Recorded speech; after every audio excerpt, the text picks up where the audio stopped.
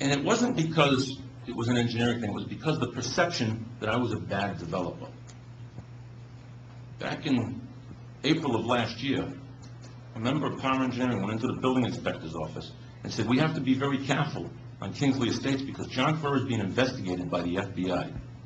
That was the first time I heard it. Mike Ferreira called me, and he was a little nervous about it. I was a little nervous about it.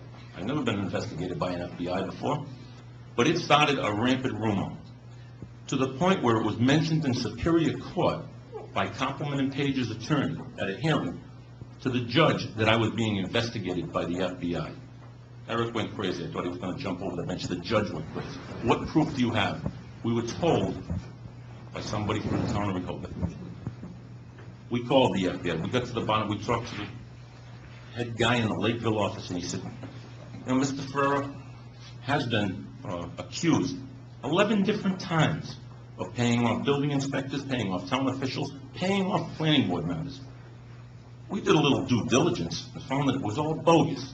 Absolutely, there was never an investigation by the FBI. There were townspeople out there, friends of mine, that believed that I was being investigated by the FBI. DEP, same situation. Several times have been called. Bogus complaints. I just brought this. This is the last one. 400-page complaint filed with a state regulation. 400 pages of minutes of meetings of planning boards from 1985 through current. In 1985, I wasn't doing subdivisions. 400 pages that our clerks that we pay for in your office went through and probably took weeks to put together for an individual to file a complaint. The complaint says that there's planning board members in this town on the tape. This is a public document. You can get it in Boston.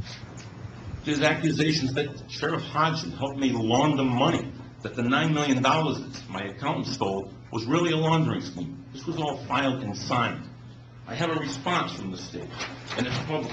A 2-page response saying, you're wasting money. This is crazy. Why are you filing these bogus complaints? They make no sense. Sent back, addressed to the complaint. It's public information. We have affidavits from members of boards that said that they were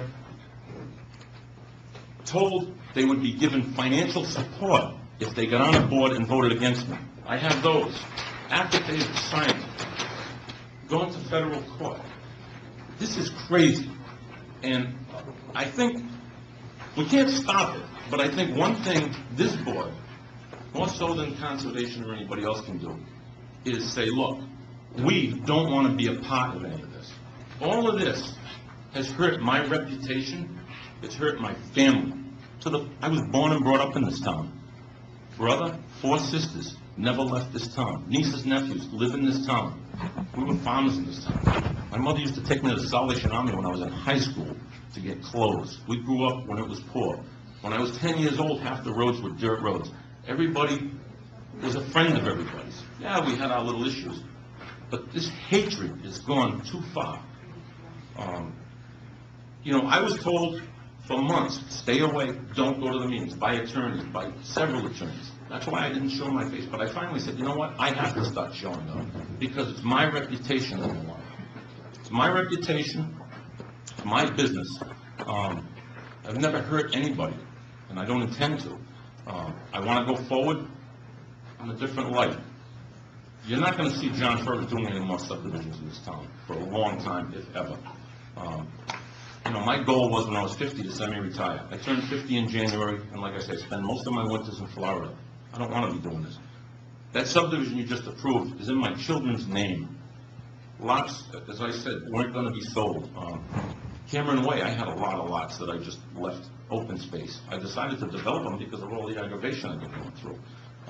But in tough times, I sold 6 lots last year in Cameron Way for $250,000 to $300,000. People want to live in nice subdivisions. I'm proud of that.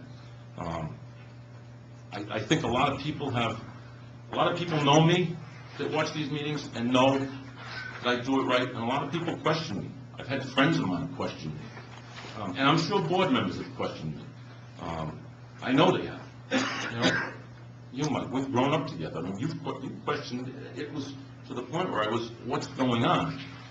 But it wasn't because of me and what I was doing, it was because of the negativity and the things like this that were being spread, the lies that were being said, and I just had to say that, because, you know, I'm at a point in my life where my wife basically said, let's move on to Rehoboth. Why do we want to live in this town when people that we grew up with, you know, don't look at us, don't speak to us, neighbors are fighting? Again, I was proud. When I was a selectman, I was proud to be a selectman. I was proud. We were voted #1 town in Massachusetts to live in. We had the best school system. We had a AAA bond rating, more money than any other town our size put away. That was 4 years ago. And look at where we are now. We have to change our mentality, take agendas out of everything, and do what you feel in your heart is best for the town of Rehoboth. You really have to do that going forward. You know, I know Eric probably didn't want me to say anything tonight, but I said I had to. It's over. As far as I'm concerned, this saga is over for me. 2 subdivisions are approved. I hope going forward that some of the scrutiny is put on some of these other subdivisions, because I drive through subdivisions, like I'm sure some of you have. I'm not going to say mine is one of the best. Mine are the best subdivisions. Drive through, look at them. Open a catch basin, look in them.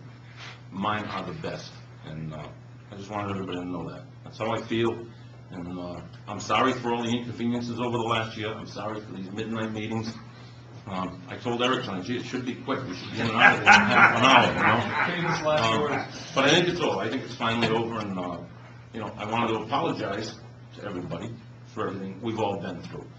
Not that it's anybody's fault. I don't think it's my fault, but I think we just got to go forward, look at things differently going forward. This is a great town, and I think we got a lot of good people here, and I think we can change it. We got to turn it around. We have to be. I always felt I was a leader in the community, somebody that could be positive. I'm always positive, you know. John, you only asked for 10 minutes. And Okay. I'd really like to get done. Okay, I'm done. Thank you. Yep. And I,